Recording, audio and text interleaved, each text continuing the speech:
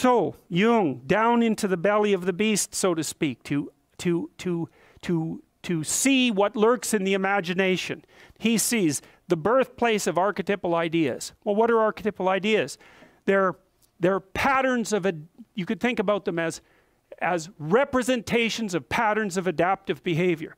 And so then you might ask, well, where did they come from?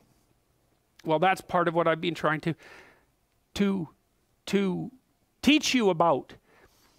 They evolved, as far as I can tell, right? They evolved collectively, is that our society, and this is the dominance hierarchy idea. Dominance hierarchies set themselves up as a matter of course. They're the standard way that animals organize themselves in a territory.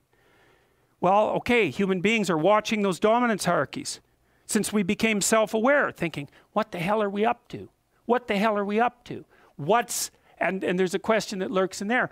What constitutes acceptable power? What constitutes acceptable sovereignty? Who should lead? Who should rule? What should be at the top? Well, we talked about that. The Mesopotamians figured that out. Speech and vision, that's Marduk. Speech, vision, and the willingness to confront the terrible unknown. That's what should rule. Well, what? Is that an arbitrary idea, or is that a great idea? How could it be any other way? Well, that's what human beings are like. And I don't think that you can read the Mesopotamian story and understand the reference, which isn't an easy thing to do, and fail to draw that conclusion. Marduk has eyes all the way around his head. He speaks magic words. He goes off to fight Tiamat, the dragon of chaos. Well, what's that? That's the reptilian predator that lurks in the unknown. Well, is any of that, is there anything about any of that that stands in opposition to what you would presume if you were just analyzing our situation from a purely biological perspective? We're prey animals, we're predators. We've been threatened by reptiles forever. Why wouldn't we use the predator that lurks in the dark forest or the water as a representative of the unknown? Why wouldn't we harness that circuitry? We already have it at hand. And even more to the point, how could we do anything else? It makes perfect sense. Well, so then you might say, well, what would you want to be king? You could say king of the world or king of your own soul. What do you want to subordinate yourself to?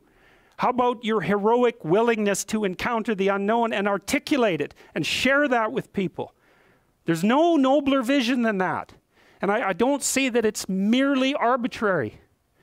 And so, and it's not merely arbitrary too, because if you do that, to the degree that you do that, assuming your society isn't entirely corrupt, you will be successful.